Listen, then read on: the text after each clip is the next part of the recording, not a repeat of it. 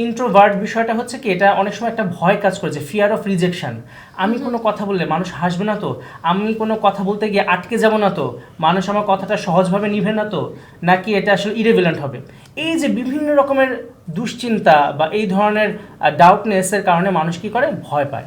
তো এই জায়গাতে যেটা করতে হবে সেটা আসলে প্র্যাকটিসের ব্যাপার আছে।